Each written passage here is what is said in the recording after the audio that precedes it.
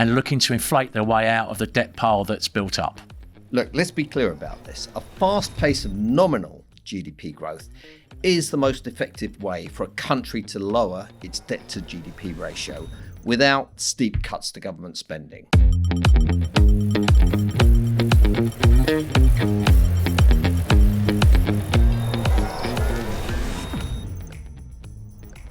There's only one topic I want to discuss today. It's central banks, moving from inflation targeting to inflation tolerance.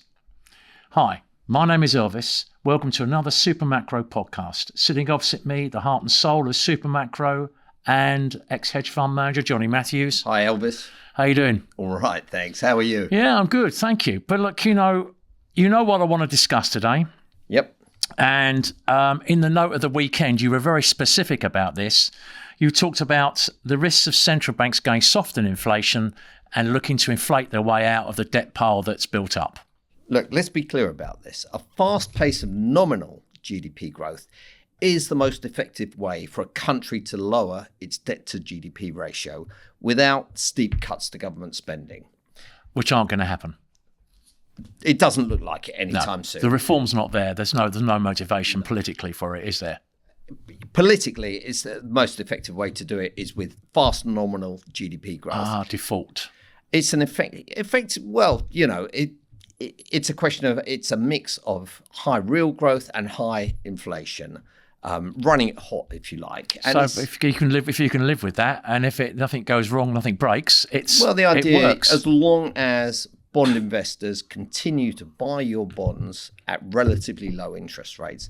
I think it's best to illustrate it with a numerical example. Right. Let's just assume a country has debt to GDP of 100%. And the tax revenues are enough to pay for all the government expenditure apart from the interest bill on the outstanding debt. Right. So let's put some numbers a bit onto this. Let's say the debt bill is 4% per year. At the end of the year, the government's debt will be 104% of GDP a year ago. But if nominal GDP growth is 5%, then nominal GDP is now 105. So you've mechanically reduced the debt to GDP. I know what you're saying. Obviously, you're saying it doesn't matter how they get the nominal GDP up, whether it's with a mix of it's obviously with a mix of inflation and real growth. But that's the key. That's the key. It's a mix of inflation and real growth. But the second part of the trick is you have to convince bond investors to buy your bonds at a low enough coupon that your nominal GDP growth will exceed those coupons. Well, that's going to be a question that I suppose the market's going to be asking itself if they carry on, especially if the US and Japanese governments carry on in their same sweet old way here. Well, that's the thing. It certainly seems to be the way the central banks are behaving at the moment. In that, look, let's take the US for example. We've had 5 years of above target inflation. Deficits are still extremely wide. Financial conditions are easy. And there is a risk that at some point, the bond vigilantes will run out of patience. But for now, investors are still quite happy. We've spoken about this previously, how, 4.5% on the 10-year seems to be a threshold where people think, okay, that's a buying opportunity. Same thing with 5% on the 30-year. I don't think that's going to last You forever. wrote about this in the note. I know you've written about this in the note extensively. You've talked about the ceiling becoming a base for those yields. At some point it could become a base. These bond yields could break above those levels. And I think there is a significant risk of that happening. Before we get too much into inflation, I just want to show the US deficit. If we look at chart 1, and this is why I find it quite concerning. The deficit currently is between 5 and 6% of GDP. And I've drawn a dotted red line on that chart to show that historically, the only time it was that wide previously was when the unemployment rate was roughly twice what it is currently. So recessions. Yeah. So right now, we have an unemployment rate of 4.2% in the US. If unemployment was to shoot higher, the deficit will blow out a lot further as benefit payments kick in. So, the deficit currently between 5 and 6%. Nothing is being done as far as the government is concerned to reduce that deficit. If the US did slow down dramatically and go into a recession, then the deficit would just blow out into double digits. Is that going to be further amplified from the fact that the US is really a financialized economy? People are spending money because they're getting richer and wealthier. The higher the market goes, the more they spend. The higher the market goes, the more they spend. Well, that seems to be the trend at the moment. Certainly, yeah. That's so will that amplify if there was a recession coming and the stock market did take a serious jolt downwards, maybe 20, 25, 30%, something like that? That would seriously crimp spending. That would be a proper recession. Yes. I mean, the wealth effect has probably given a boost to consumption. I mean, we don't really know the full extent of it, the exact amount, but it must have done. The savings rate is low, partly because the wealth to income ratio is so high. We've spoken about this previously. Yes, we have.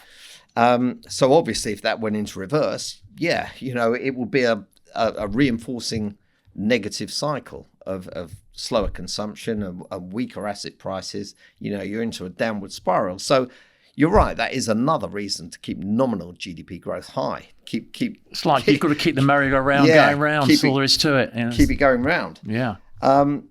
So, I think there is quite a significant risk that inflation picks up. Now, yes, obviously, we're recording this on Monday evening. By the time this goes out, we'll probably have the CPI print. But if you look at chart 2, if you look at, this bunch of squiggly lines, but the red line is headline inflation, and you can see it, it's volatile. But if you strip out energy and food, so you've got core inflation, that's the blue line. The headline inflation tends to oscillate around the trending core. That's thing number one. And more volatile with the crude with the energy aspect of it. Yes, it has been more volatile lately because of crude. But if you look at the period from when China entered the World Trade Organization and we had the Great Moderation, and then we had the financial crisis, core inflation stayed close to 2%. Either side of 2%. Headline inflation was more volatile around that. But, for 20 years, it was in that relatively stable trend. Since the pandemic, it's broken out to the upside. And if you look at the more recent prints, they've trended higher. And it doesn't matter how you look at core inflation. If you look at services inflation, less housing, services inflation, less supercore, medical services, any measure of supercore, it's also trending higher. And what concerns me now is that some of the disinflationary influences of the last few years are fading. For example, and in particular, I would say housing. Yes. You wrote about this in the note of the weekend. Yeah, exactly. So rental inflation has been trending lower. It's the heaviest weighted component in the CPI basket, and a very, more than 40% weighting in core CPI. Right, and that's now, you saying that trend is now, from disinflation, is now changing again back to inflation again. Yep. In other words, the inflation rate in rents has started picking up. Either whether you take the CPI measure, which is quite slow moving, or you take the faster moving measures like Apartment List or Zillow's measure of new rents, they're starting to trend higher. The vacancy rate has come lower. So that is an important upward influence on core inflation. Right. And then you have other idiosyncratic factors that will also likely push up on core inflation.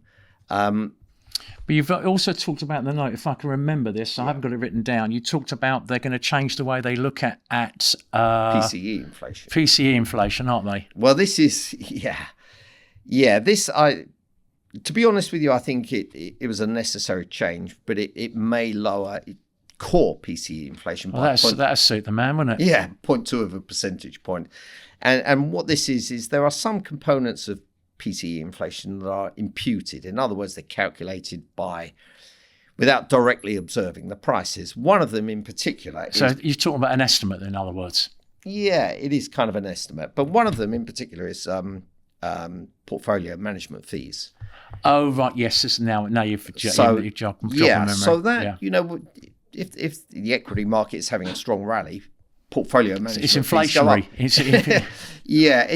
It shouldn't really be counted as an inflationary impact. So, but it's just convenient that these changes, well, they will affect the PCE inflation measure from September onwards.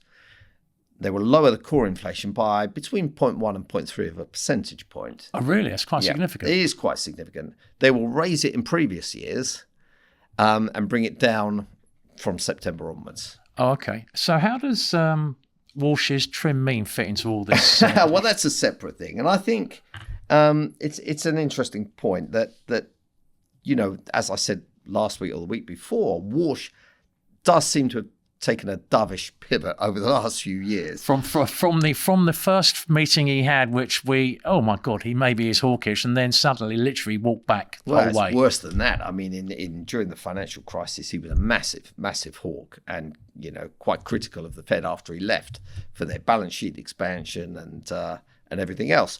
But now he's become quite a dove. And that sounds like Trump made him got on the phone to him afterwards. Maybe. Well, who knows? But so obviously, he's spoken about trimmed measures of inflation, and about how AI will boost productivity and how that should help lower inflation. That's easy to measure.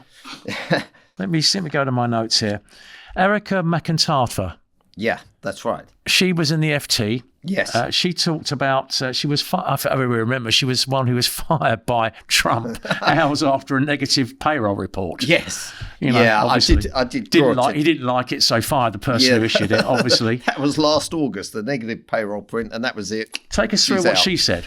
Well, she said, I'm gonna quote here. These are her words. She said, it's unclear why you would want to focus on trimmed data when you're looking for possible signs that inflation might be moving in the wrong direction. Oh, so otherwise, find something that fits what you want it to, fits what your idea is. It's a slow-moving measurement of inflation. And not only that, Walsh's preference for the Dallas Fed trimmed mean measure is biased. I think they chop out the top 31% of the outliers to the upside and the bottom 24% to the downside. So it's always going to be lower. It's going to be a lower measure. Skewed lower anyway. But even so, we discussed this last week. Some of the outliers, you tend to get these outlier price jumps, or we certainly have done recently. Oh, we talked about this. Yes. Apple from the chips and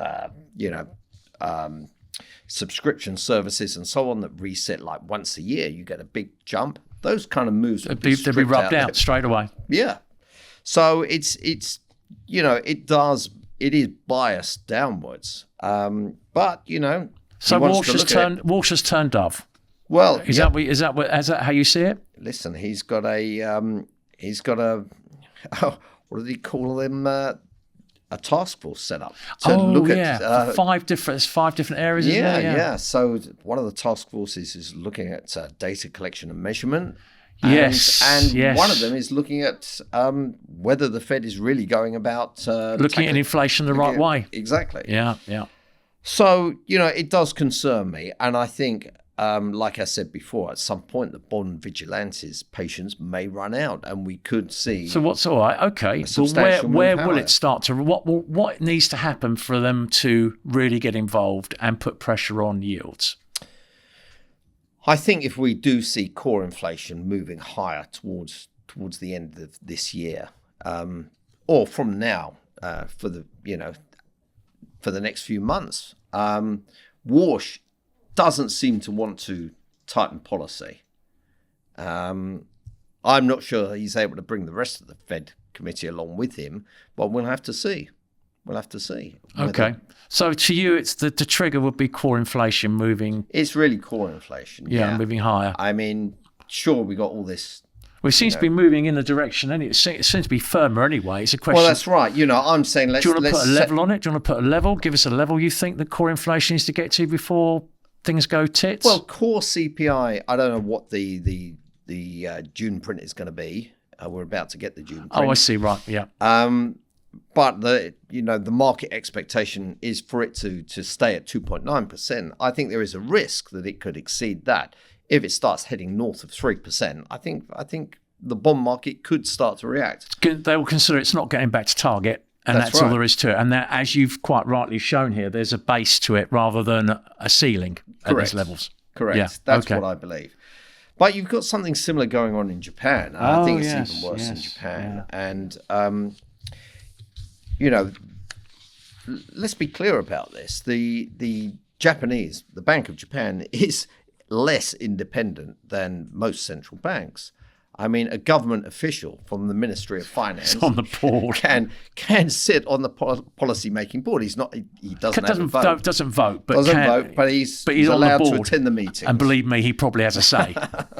Well, I don't know if I've got it here. There was an interesting quote from the guy that sat in on the last meeting. It was the growth strategy minister, and you'll have to pardon my pronunciation here.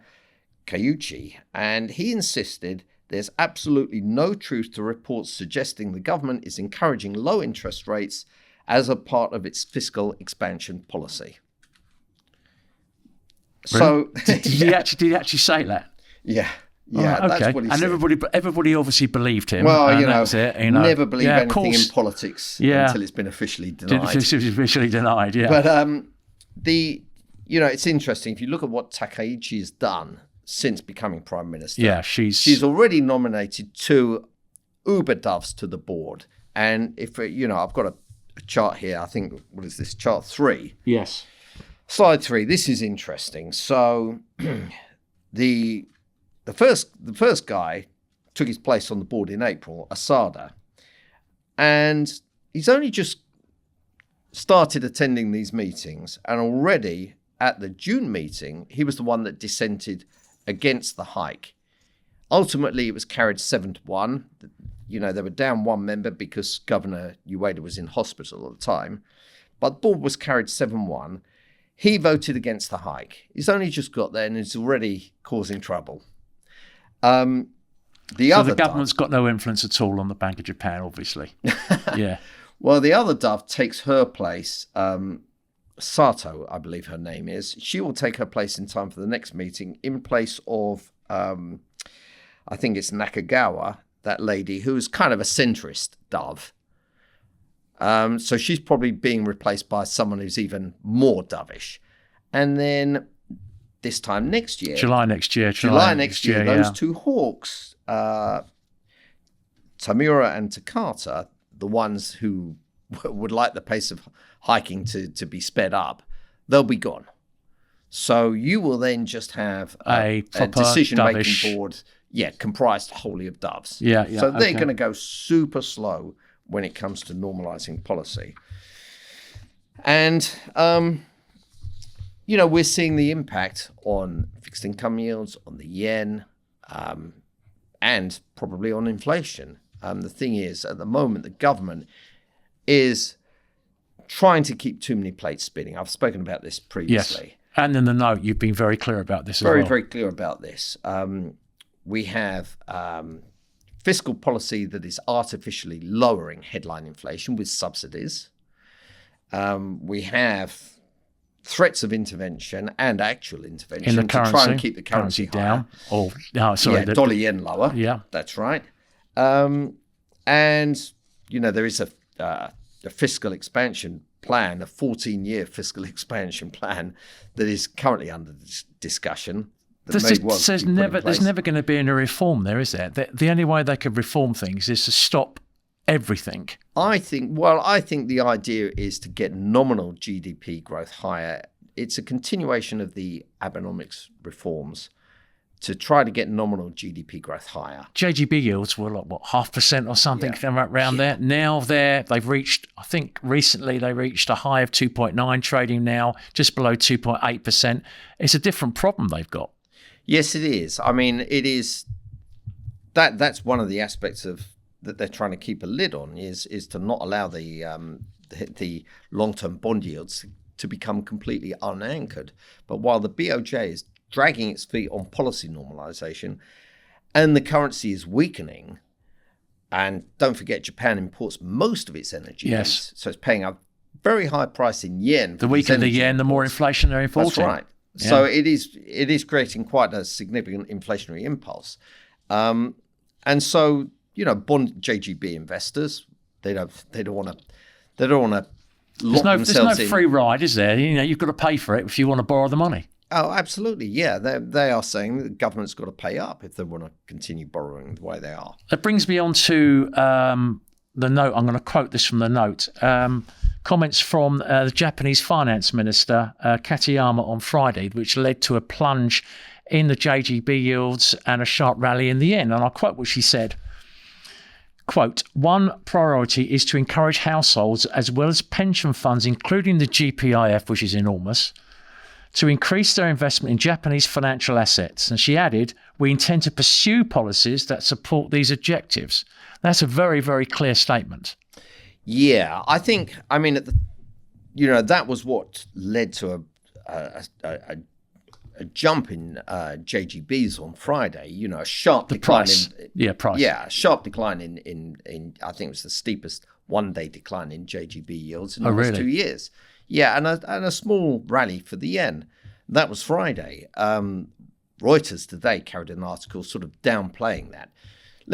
Just to put it in perspective, yeah, I think Japan owns something like 1.2 trillion treasuries,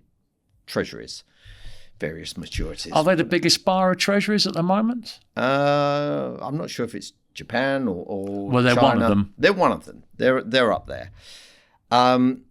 So we're not. If they were, for example, to just say, right, we're going to dump our treasuries and buy JGBs, it would have an impact on the market. But she was talking about encouraging the GPIF, Japan's government pension fund, to I think rebalance more in favour of treasuries. Right. More in favour of JGBs and out of treasuries, and other funds would follow suit. The GPIF, I think, owns about 140 billion of treasuries. But the others would also follow what the GPIF does. But I suspect politically they'd have to do this on a slow pace because otherwise Americans would. Well, I think Scott Besson would have a few words. Yeah, have a few words before this happened. I think the what will actually happen, and this was the point of the Reuters article.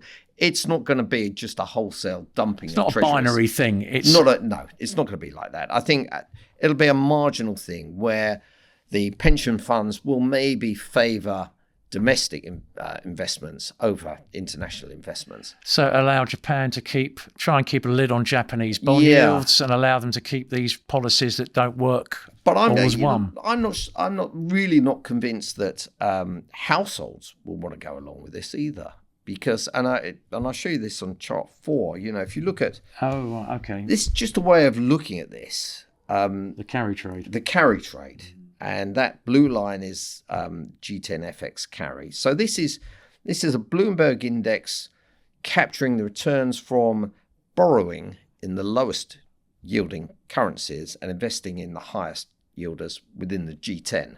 So this is not emerging markets.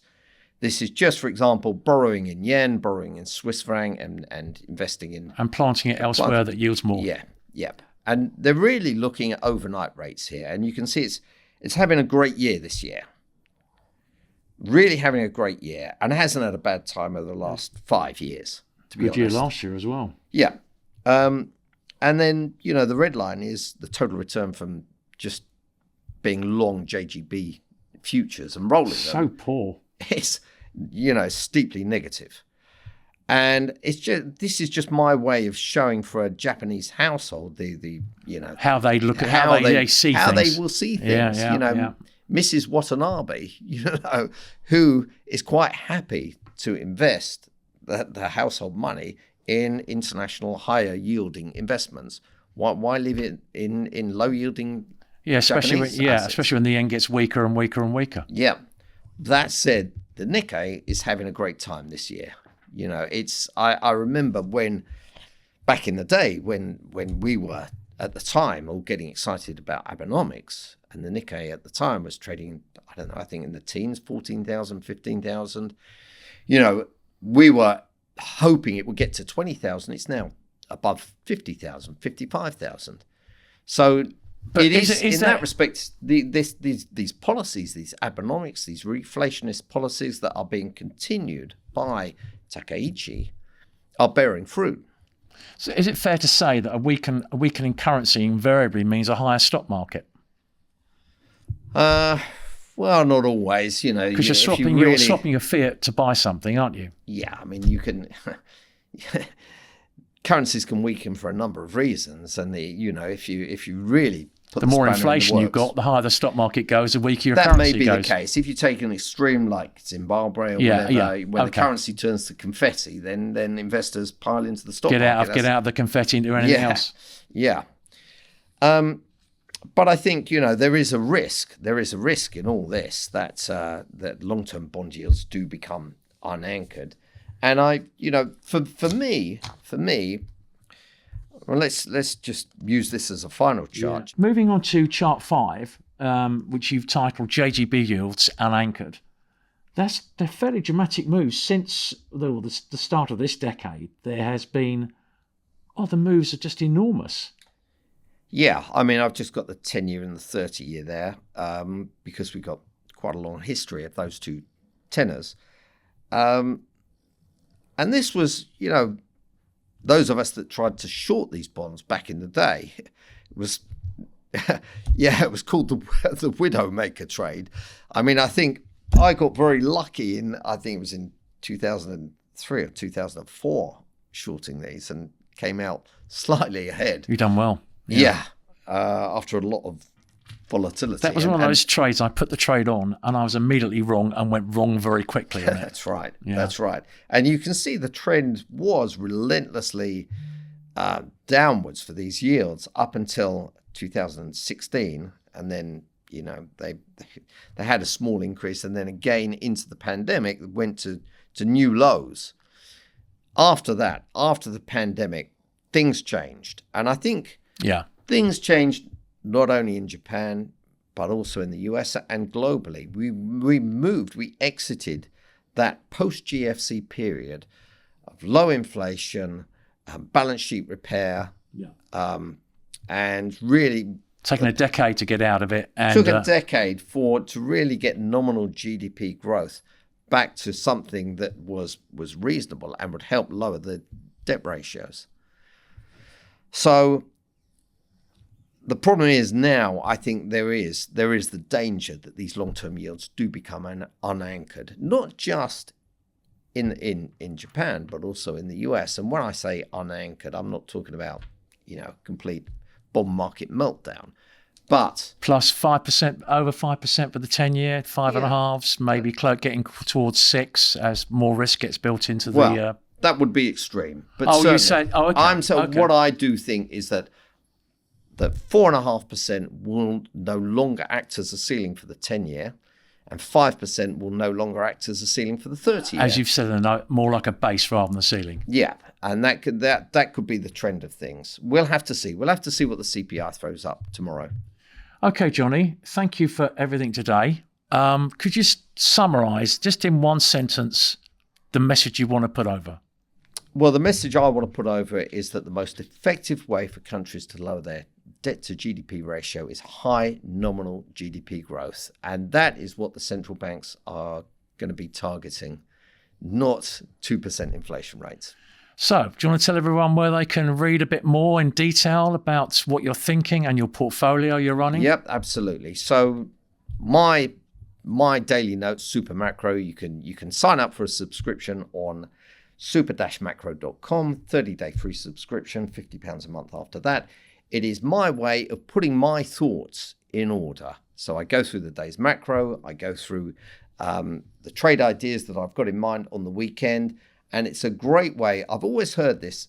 As a trader, it helps to write a journal of what your trade ideas are, what you've got in mind, helps to clarify your thoughts and gives a real discipline to your trading. And I found that by writing the note, it's helped my trading a great deal. Helps me. So, just to be clear, this is not the kind of thing, this is not investment advice, and it's certainly not, It's purely opinion. It's just me clarifying my thoughts, and the people that read it, the hedge funds, the institutions, and the investment banks, the traders that read it, they'll look at what I'm saying. Some people will think, well, yeah, this is a good idea, and other people will think, well, no, I don't agree. But it's food for thought. Thank you, Jonny. Thank you, Elvis.